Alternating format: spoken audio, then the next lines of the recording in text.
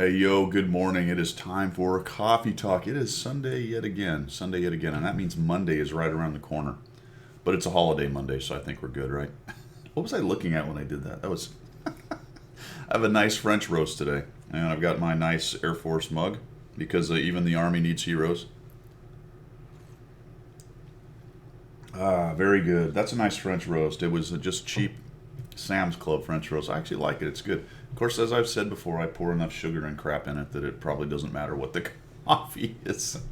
Chicory, doesn't matter. All right. What are we going to do today?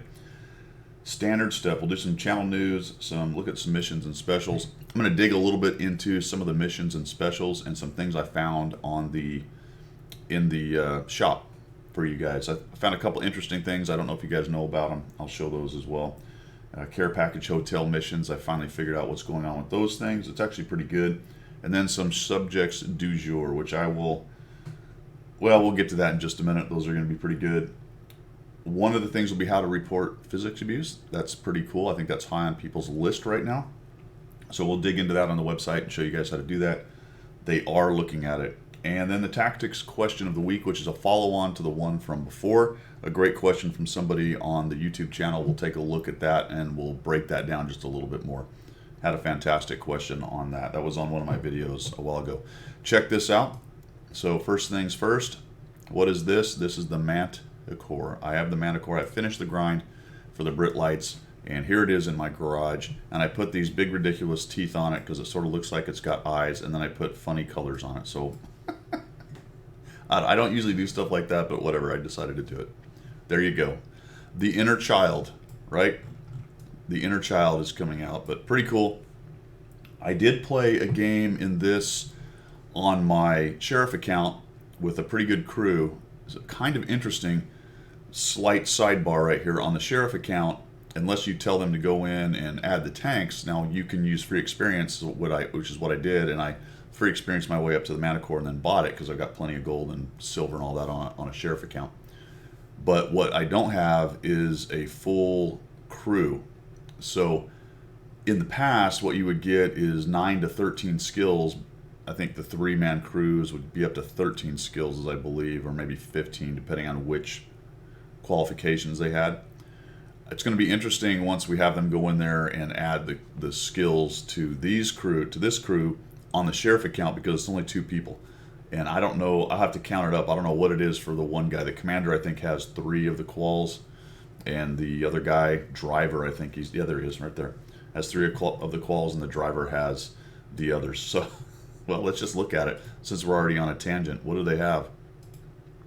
Common, driver, loader. So he's the driver loader, and the commander has got everything else, which makes it, obviously, the common stuff: commander, gunner, radio operator.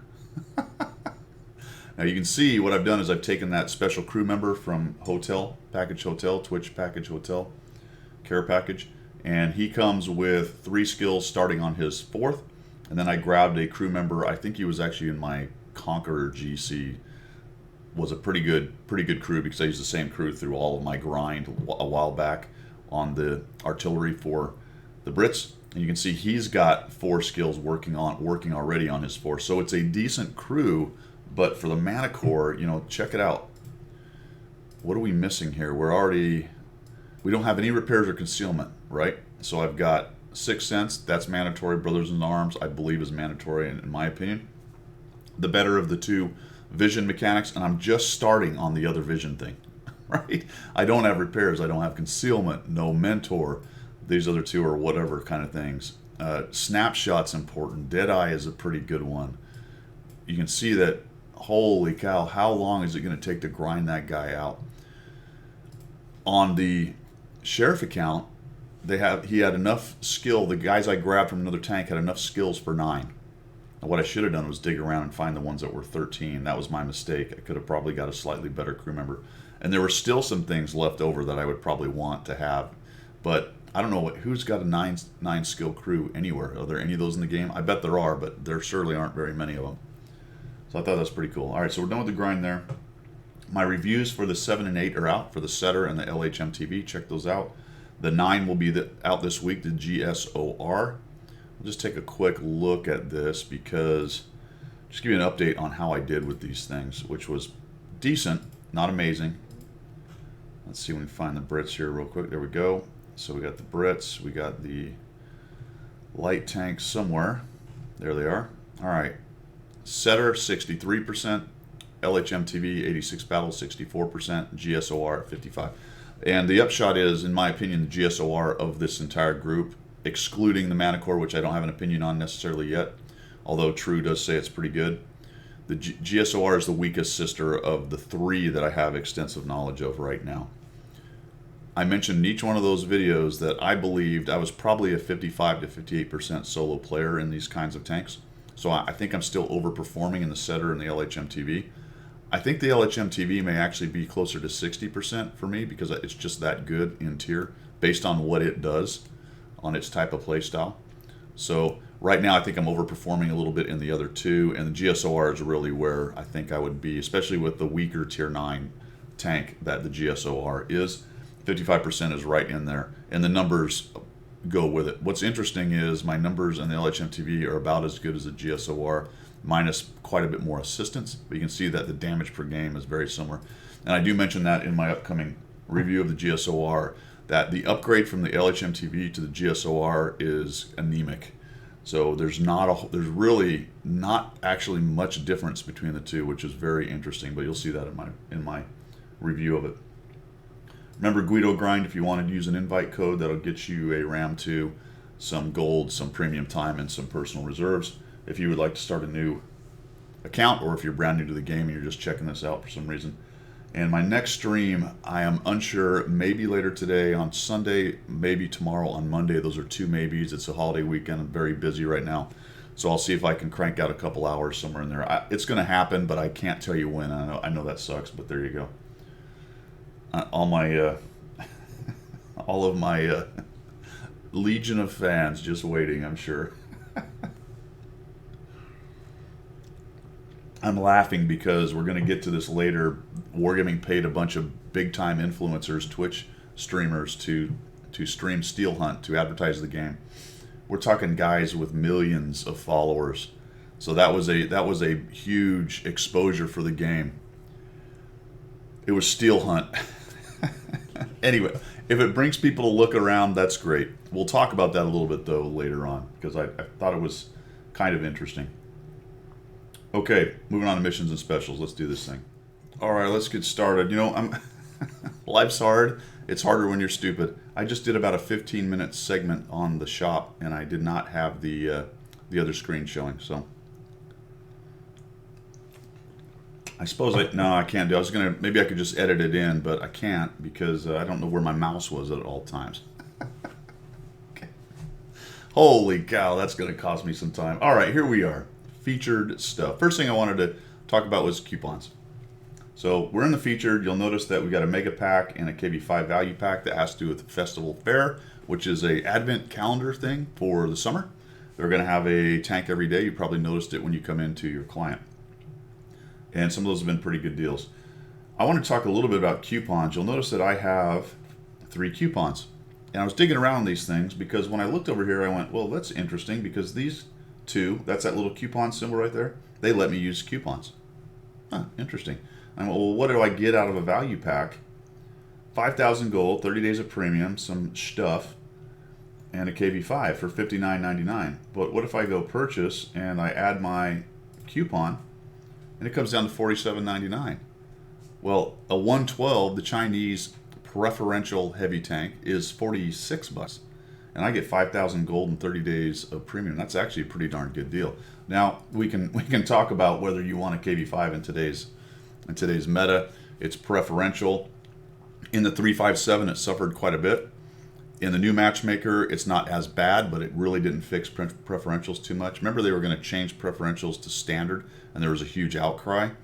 Well, it turns out that the matchmaker system doesn't really help them anyway right now. They see a lot of 9s, you're pressing a lot of 2. But it's a fun tank. I love mine, and I think a lot of that is from the past when I did really well in it in the old system before 357. It was quite good. It's a bit of a meme tank. It's a great ramming tank. It's an interesting tank. Is it a great tank right now? Can't really say that. But that's a great deal for a tier 8 preferential premium. $1 more than a regular one like the 112, not a regular one, but one without a package, without a special, and you get 5,000 gold and 30 days of premium. So there you go. Not a bad deal if you were looking for a KV5. That brings me back to coupons. Coupons have been strange to me a lot because you never really know when you can use them. Now that little symbol is there, but you wonder as you dig through there, how do I know what, excuse me, how do I know which things I can use a coupon? Well, I found out. I said, well, how do these really work? Go to items. All right, so we'll just click go to items. Oh, look, it gave me all the stuff that I can use the coupon for. Check it out. That's cool. Okay, fine. So I can use my 20% coupon on these items right here. But what's this? I just showed items. Why do I need to show all items? What's going to be added? Let's find out what happens when I click on this. Show all items. Oh, there was one more thing. I don't know. What? Why is it mech like that, Wargaming? Come on, guys. Why do I have to click that and find the one extra thing that was there? That because at first when I saw it, I thought, well, maybe what that is I click on this and it shows me the tanks, only the tanks, and that seems to check, except for the fact that we put the premium days in there too. So the one item I added was that camo. I suppose it might be adding the featured or specials or something of that nature. I don't get it, man. Why? What the heck? What the hey? All right. There you go. So that's how you find out what your coupons can be used for. These are camo styles for Steel Hunter. I'll be honest, I didn't like them. They seemed kind of low effort, to be completely fair and honest. They seem like low effort. If you like them, go for it. The 131 is a good Japanese heavy, a German obviously tank. Sorry, that's not true. That's the Type 6 or the Heavy Tank 6. This is the actual German one that is, and it's actually German crew. That's a tier 6, basically stock Tiger, and historical because it exists still. The 131, the Bovington, I think, is that where it is? 30 days. These two are for Care Package Hotel, which we'll get to in just a minute. We'll talk about the missions that you get with that because I finally figured that one out. Had to track it down by going onto the website. Of course, it's not in the UI correctly to explain what the heck they are, but we'll talk about those in a minute. This is not a bad deal right here. I really like this, and this was pretty funny actually when I clicked on it the first time. Let's see if it does it this time. I'm going to click on it. Does it take me there? First time I clicked on it, it said you cannot have this, or it's not available to you. And I went, what? It was right there. So then I went back arrow, and it brought me to here. So if that happens to you and you really want it, go back arrow and see if it clears it up. Now every time I click on it, it's fine. So I don't know. Some weird thing happened right there. 45 is not a bad deal, but you can add a coupon, and it looks like the 20% coupon works. And now you're down to 36.36 for a Canonin, which is a pretty good deal. I like that TD. For a Casemate TD, that's one of the ones I actually like quite a bit. And again, these are Care Package Hotel items right here. So if you don't have, I think if you don't have Twitch Prime connected, I don't think those will show up, but I could be wrong. Gold, there's not a whole lot to show on there. Plus you have to click it correctly. Yeah, some little discounts. There's a big, look, so no coupon. Here's a small tangent. What is the rhyme or reason on coupons? There doesn't seem to be one. I bet there is. There's probably a rule set somewhere of what's discounted and what's not. Whether if it's a feature or special, it's not, or I don't know, or it's already got a built-in discount. But you can see I've already looked at several things with built-in discounts that I was able to put a coupon on. No problem. Like, for example, if we go back here to featured and we look at this giant package. So, look at this deal. Look at this deal, all right? Think of this deal. $198.20. Whoa. Discounted to $117.99. Wow. But you're getting 10,000 credits. 10 million, not 10,000. Math is hard. 10,000 gold. There you go. I got that one right. Some equipment. 30 days of premium. The tank, 100% crew for $117. If I purchase, then I can go apply a coupon down to $94.39. I did the math on this. I don't really count equipment and credits, although 10 million credits quite a bit, and there is a monetary value that Wargaming puts on those. But this was basically kind of an even deal with a few extra goodies in there if you wanted to buy your way past some things that you can grind out for credits. There you go, right? So wasn't a bad deal at all. But you can use a coupon on it. Whereas in a lot of other cases, there's stuff you can't use coupons on that are discounted. Let's see if we can find one, actually. Here you go. Now, the Type 62, this may be because it's a Twitch Prime thing that you can't do it on. I can't do it on this AMX 1357. Unknown why. This one's the Twitch Prime as well. That might have been Twitch Prime, the 1357. I cannot use it on the Stir, which is an exclusive. So maybe that's what it is. Perhaps it's the exclusive that disallows me. I don't know. Yeah, well, there you go. It appears to be if the word exclusive, that's a small sample size. There you go. It appears to be if the word exclusive is on there. I don't know. Why does it matter? That's exclusive. This thing's already 40% off, and you're going to let me use it just because it's not exclusive? I don't get it. I don't. All right. That was a random tangent. That was a random tangent. It's not so much that you can or can't use the coupon, it's that it appears to be so strangely random. Good news is there's a lot of stuff you can use the coupon on, and that turns things into a much better deal.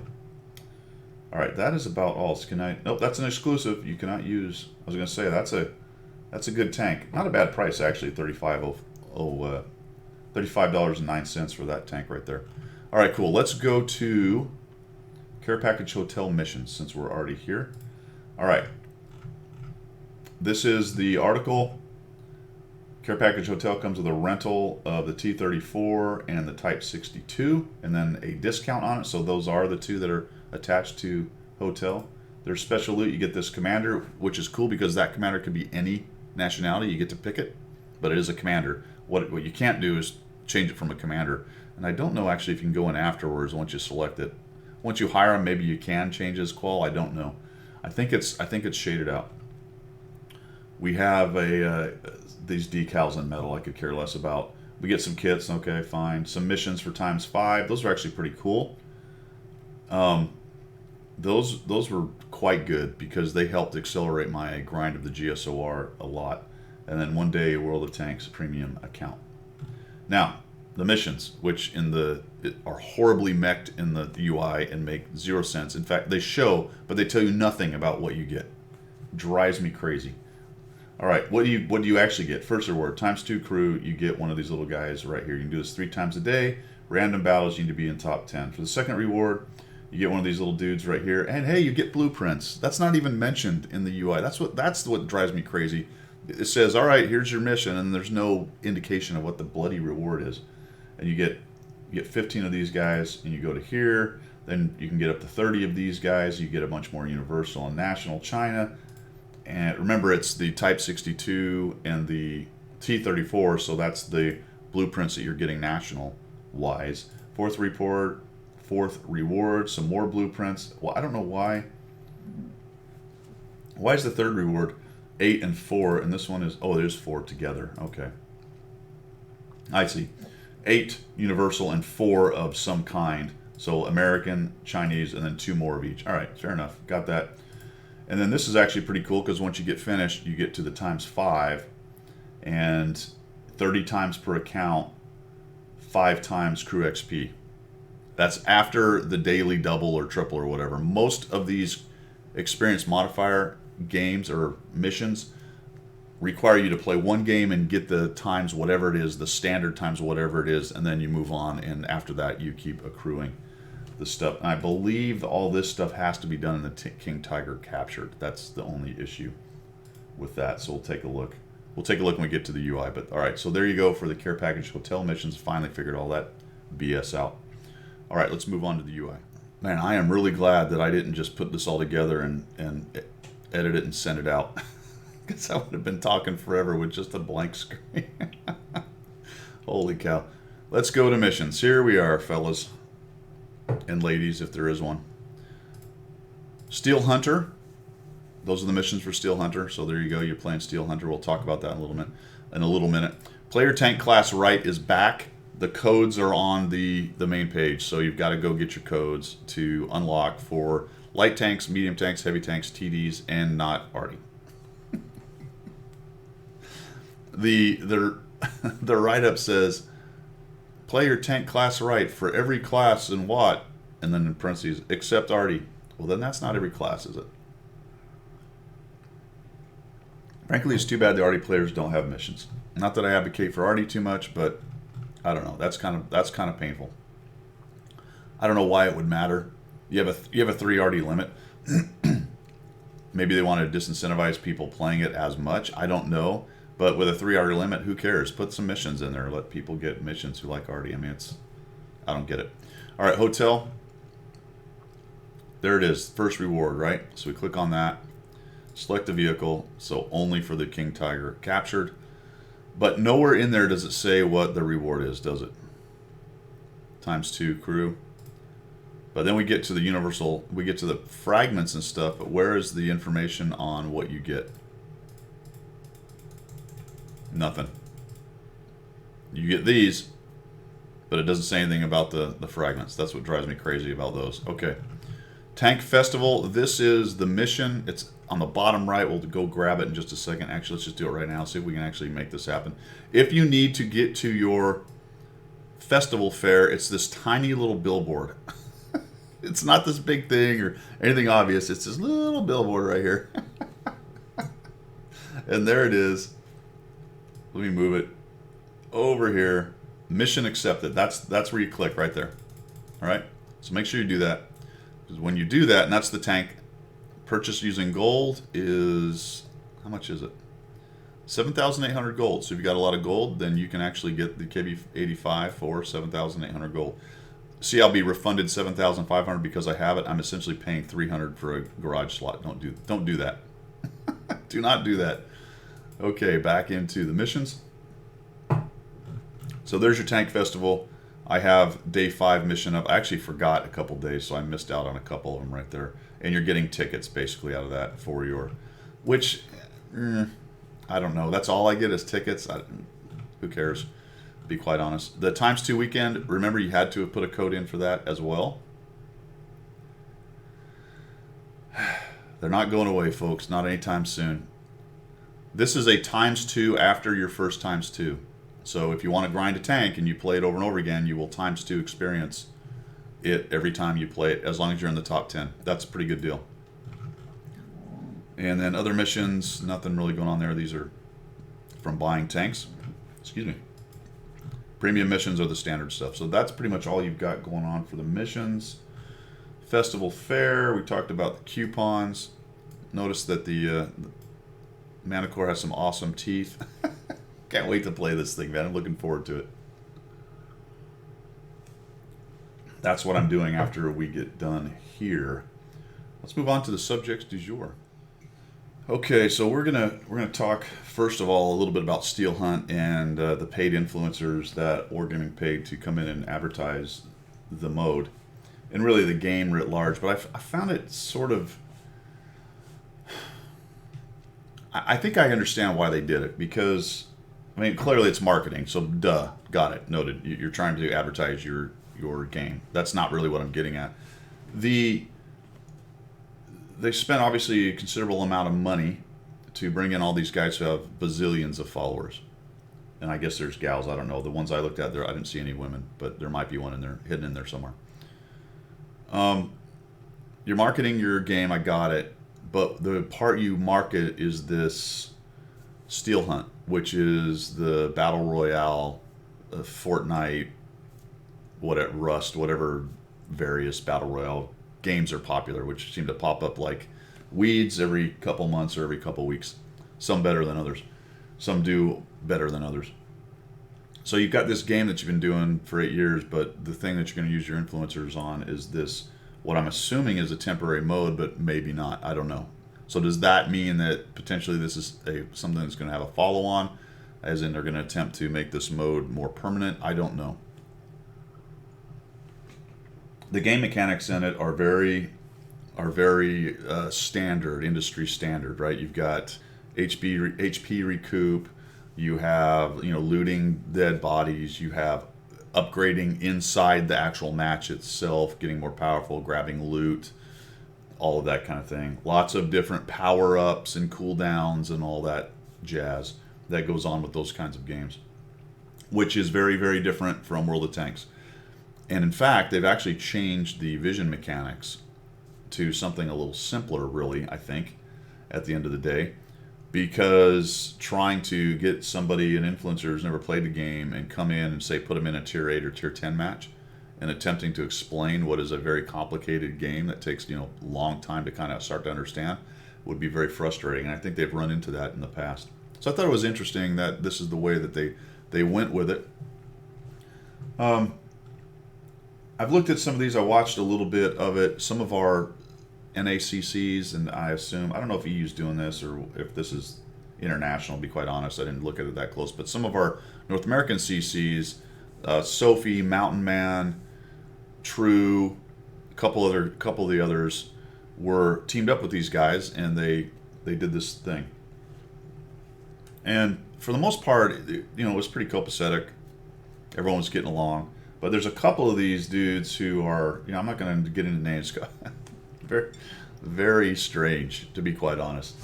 But overall, I thought it was pretty well done. I just sort of wondered, where are we going with this? We're going after the Steel Hunt thing. Yes, we probably brought in millions of views. Probably a percentage of those people looked at the game who may not have ever seen the game. That's how you market. That's how you expand your influence, how you expand your notoriety, name recognition, all that good stuff. So maybe that's part of the calculus. That's just a good idea. A lot of these people who are going to watch these kinds of streamers are more interested in these smaller, not smaller, but really they're dumbed down, aren't they? Yeah. World Tanks is a very complicated meta. If you want to do well at it, it's closer to chess than a lot of video games. Yes, if you're going to be very good at some of these other video games, then you are going to dig into the very core of the gameplay, and to you it will be complicated. I got it, but I think World of Tanks learning curve is known to be really steep.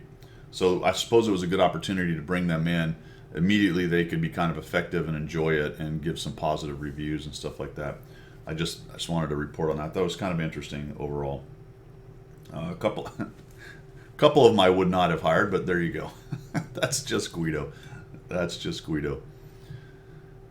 All right, paid influence. So Steel Hunt, which tangentially attached to this, for me, I played it a couple times. I played it once and died first because a guy came around a corner. I already mentioned this on stream. I grabbed the loot that was next to me. I think anywhere you spawn, there's one thing. I don't remember what I got. The other guy, I drive around a corner. I start fighting. I'm like, all right, let's get this on. I'm bouncing. I'm not. I probably had 6 rounds, I think, or 8, whatever the starting was. I penned for 3 of them, didn't quite kill him, and I counted his shots. He'd shot us, and then he kept shooting, which means he had found ammo or something first. Or maybe the tank he had has more ammo. I don't know. I didn't even dig into it, whether they have different ammo. The point was, I ran out, he didn't, and we had both fired 6, and he had more ammo. I don't know. It's like, that's enough for me.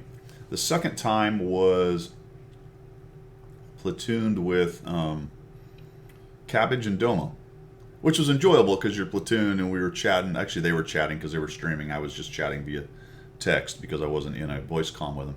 And that was a little more enjoyable, to be quite honest. But that's it. And I didn't get it. I really didn't. I didn't get it. It wasn't my cup of tea. It's not the reason I play World of Tanks, to play World of Tanks like that.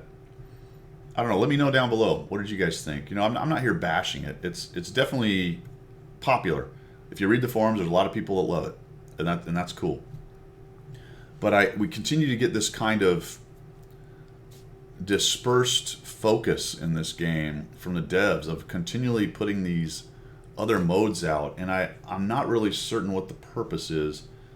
Are you trying to develop a new game completely? Are you trying to morph your game into that? Or is this Steel Hunter going to be a separate game?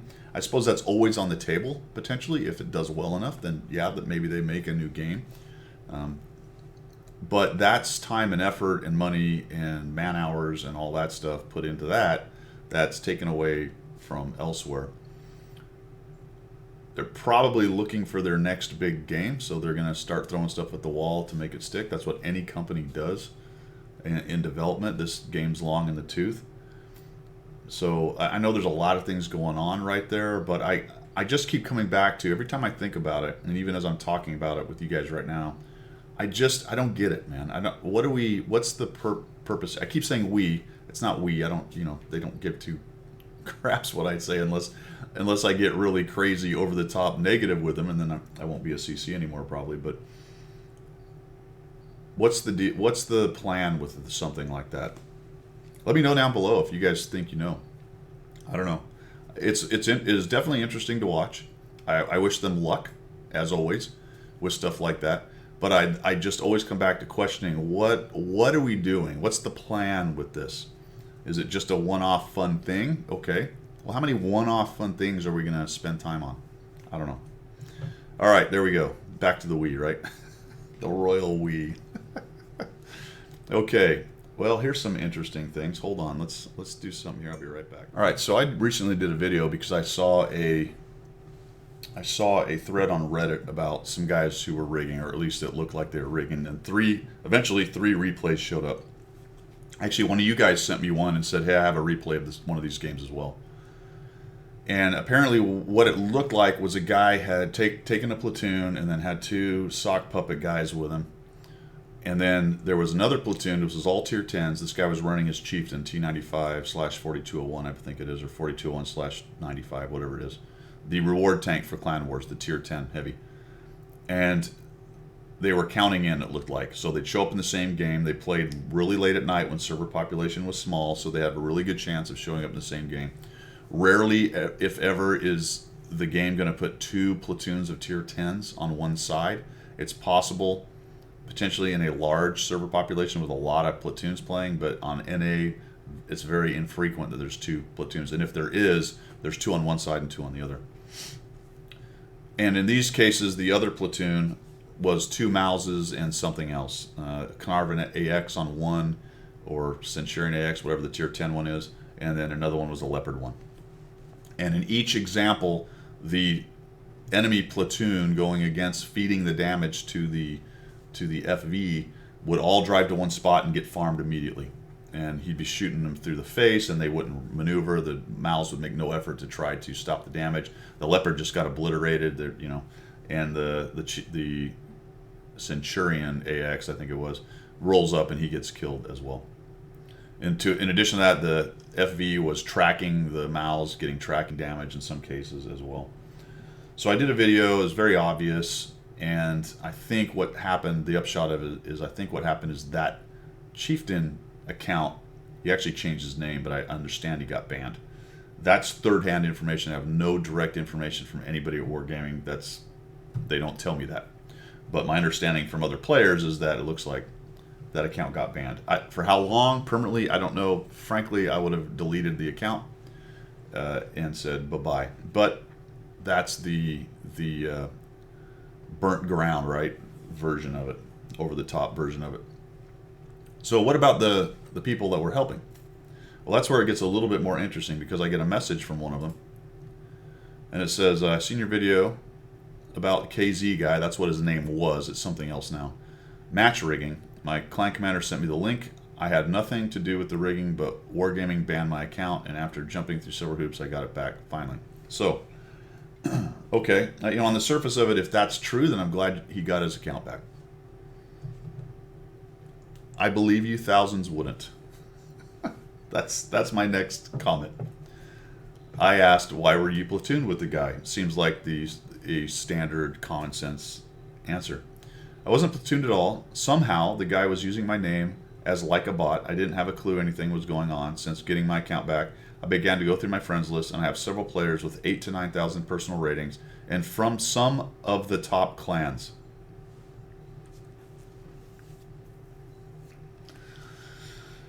Okay. On my friends list, and I don't have a clue how they got there. I'm wondering if I should send that info to Wargaming and let them check into it. My response was, I do the common sense thing and change my password.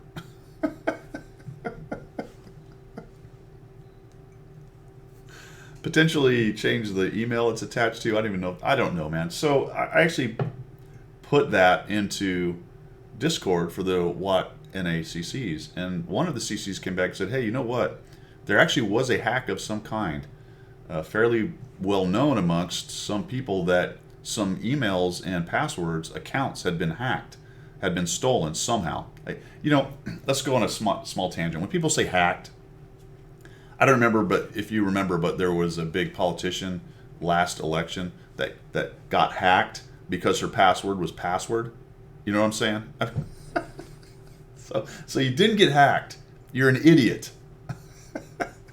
So there's a lot of ways to get hacked. Somebody actually gets into a database somehow through a backdoor and steals that database that has passwords and logins and emails. Okay, that's a hack. You gave your password to your buddy over TeamSpeak or Discord because you wanted him to sock puppet your account and grind while you're on vacation. We didn't get hacked. You gave your shit away. So, which one is it? I will open the door because I got this from a good source about potentially some accounts had been hacked. No info on which version of hacked it is, and more than one, that potentially this guy had actually had his account password and login stolen, unbeknownst to him. And then people had basically used it while he wasn't online. Now that's very interesting too, because you know what happens when your account's logged in somewhere else and you log in? It just logs it out from there and logs you into the new place.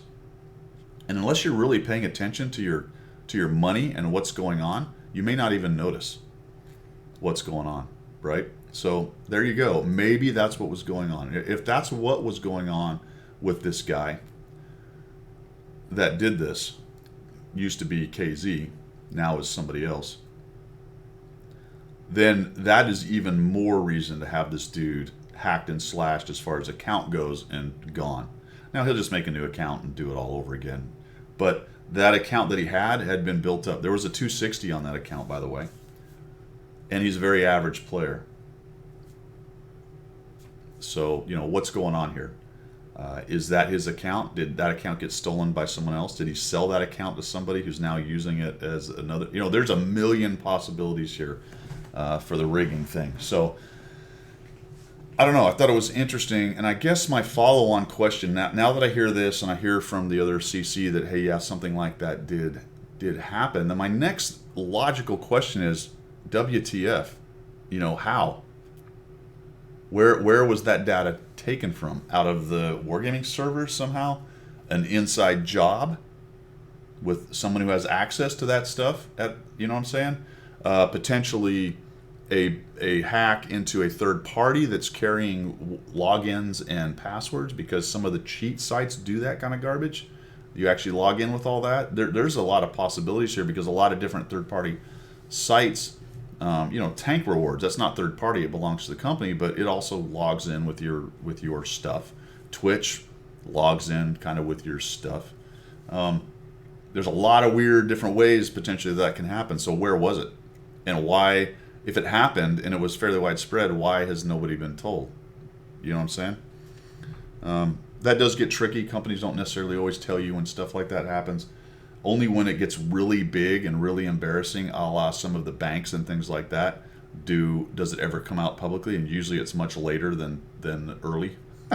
So I suppose if you want to be safe and not sorry, there's two ways to protect yourself. Number one is change your password every now and again. Number two is do two-factor authentication. So anytime you log in from somewhere new, it says, no, sorry, put in the code, and you have it attached to your phone. And either it's a text or you use their little app that has the little password things, codes or whatever, and then that will save you from somebody either using your account if you happen to have given your password and account away to somebody at some point, which you should not have, and haven't changed your password, which you should have if you did such a silly thing. I don't know where I was going with that. There was another thing, but enough of that. I thought it was interesting. Hopefully everything's good with this guy. If he's telling the truth, I feel bad for him. I'm glad he got it back. Hopefully he's wiser for it at this point. If he's trying to convince me that happened when in reality he's part of the program, well, I think you can think my thoughts of that right there. How to report physics abuse. Let's do that next. Actually, if I can find it. Hold on, let me dig it. So as with everything on the webpage, there's so much information. It is hard to navigate at times, and it's not necessarily all Wargaming's fault. I actually like their webpage. In general, they do a pretty good job, but sometimes it's a real hassle. Probably the best way is manually just click all news. It'll list them all, and you can go there and find it. But here's how I found the report physics abuse. I actually got a link on Discord as well, but for in this case, I had gone to the festival fair for Sunday. Oh, no, wait a minute, that was the wrong one. I had gone to the hotel ad. There we go, care package hotel ad. And then notice here, related content is physics abuse. I don't know why it's related, but it is. Click on physics abuse. Okay, so however you find this, I don't know where it is. I assume it is on the big list. If you click on the big list, you go to, it actually has a button. So you might want to just favorite this if you're going to do this kind of thing. Report a problem. And this is great because it takes you to right to what you want. You could also go through the ticket thing, and there's a couple steps. It's under in-battle violation, and it's already opened up for you. Team kill, that's probably NA at this point. Look at that. I didn't know that was there. Rig battle. Is that new? I don't remember seeing that, to be quite honest, and that might be new based on the rigging thing. I don't know. That's a good one. Illegal game mods, physics abuse. So you click on that. You click continue. Actually, can you do both? No, it's only one. Click continue, and you'll go through the steps. You create a ticket. It's going to ask you if you can screenshot or if you have a replay. Now remember, this is important, and it says it at the top of this right here. Have your replays turned on, and I've showed that before. It's up in your what is it I'm looking for? Settings. All right, so up in your settings, make sure you have your replays turned on if you're going to be all about reporting physics abuse. All right, there you go. All right, you've almost made it to the end. It's almost all over. Tactics question of the week. This is a follow-on to a video that I had called Master's Class Episode 14. It was a great video, and in it I talked about a question that Night Dog had about whether how much do people concentrate on going to positions and fighting in positions, and how much do people concentrate on just dealing with the position they're in or the situation that they're in? Because what we find a lot is that, especially at the lower skill level or the newer player level, they'll go to places that they know are good places to fight, and they'll just stay there. It doesn't matter what's going on in the battle around them, and the reaction, the flex, that's for you, Carde. The flex, the reaction, the adjustment, whatever you want to call it, just isn't there, right? For lots of different reasons. So how much do you concentrate on one or the other? And it was a great question from a somewhat long and meaningless username, which is a great username, by the way. Is that all the characters? Can you have a longer name than that? I don't know. It's all scrunched together with no spaces, so I'm wondering if you ran out of characters. I don't even understand the question you keep referring to. How often do you concentrate on using a position versus fighting in the situation you find yourself? How often do you concentrate on using a position versus fighting in the situation you find yourself? Just sounds to me like two different ways of saying the same thing, like do you prefer toast or cooked bread?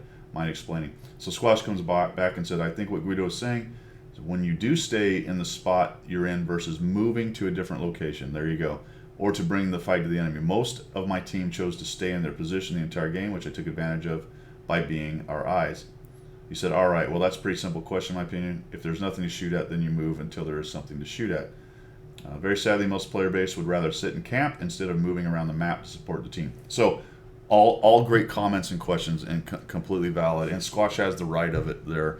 And the point of that is, yes, in initial positioning, go to the best position that you determine in that particular match situation, matchmaking, tiering, tank, map, mode, yada yada, that you can come up with. Start moving in that direction. But then continue to intake the information in the match itself and apply that new information to what you're doing. And if it still adds up to go to that position I know about, then do so. But if later on the situations, and this is going to be big esoteric hand waving stuff without real specific. If you want a couple specific examples, look at that video. But I think it's still a valid question and a way to talk about it. If you're in that position you thought was the one you needed to go to, but the game changes, then move.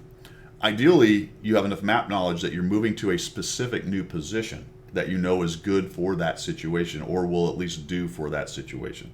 I.e., if I'm moving forward, I go to the next piece of cover rather than just drive straight across a field and say, hey, I need to go to the enemy cap, right? Or I need to fall back, but I don't want to fall back here in the open. I need to go around a little ways and hide in the bushes or behind terrain or whatever the case may be. What you will see is a lot of people will simply go to one position and that's all they do. TD players, especially low skill or new ones, are especially infamous for this, just going to that one bush or rock or area. It doesn't matter what's going on in the match. They don't move. And you'll be, the last two tanks trying to take on their last two tanks at the cap, and you've got 100% hit point TD that is still sitting back there that has made no kind of effort or has zero capability of analyzing what's happening and going, oh, I need to have moved, or I need to move and help and do something. And oftentimes what you'll find with players like that is when they finally do make the decision, it's too late or the wrong decision. And the classic I see so much is the camper, whatever class it is, who will sit while the game is in the balance and their gun needs to be forward and helping. And then once you lose, partially because their gun wasn't there helping, the enemy's pushing in, and all of a sudden they'll rage forward because, oh my gosh, we're losing, I need to get in there. And bruh, it's like 2 to 5 minutes late. And now you need to actually camp. Your only hope is sitting there and trying to hide and camp. But they'll bust out into the open. And that's the one specific example of that. So I think hopefully that answers a somewhat long and meaningless usernames question.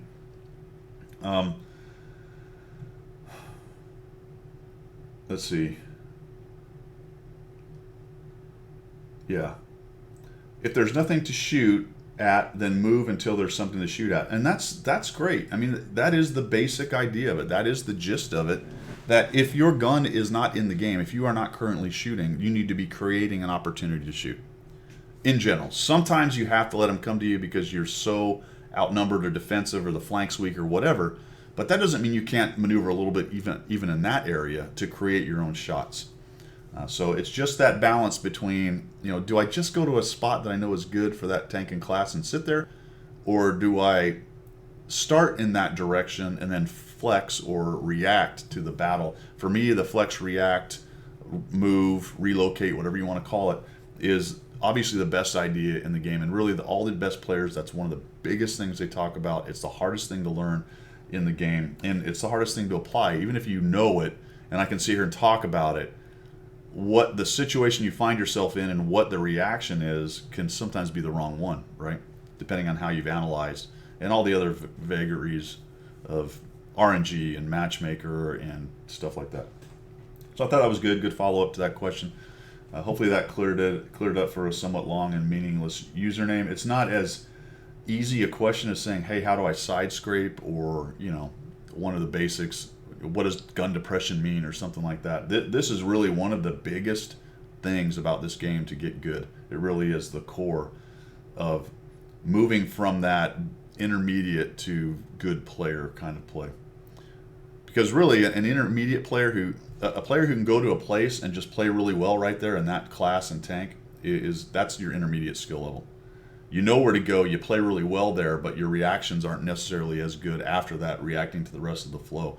That movement from that kind of player to the player who can react quickly to the flow, that's when you become the unicum and the much better player. All right, let's wrap this up. Well, hey guys, thanks for coming by. I'm just about done with my coffee. I'm going to go play my Manticore with the big teeth and the silly blue accents for a little bit. Of course, I'm going to edit this thing and get it going first. Then I'm going to go play the Manticore. That is all I've got for today. We'll see you on Monday for Miserable Monday. Later.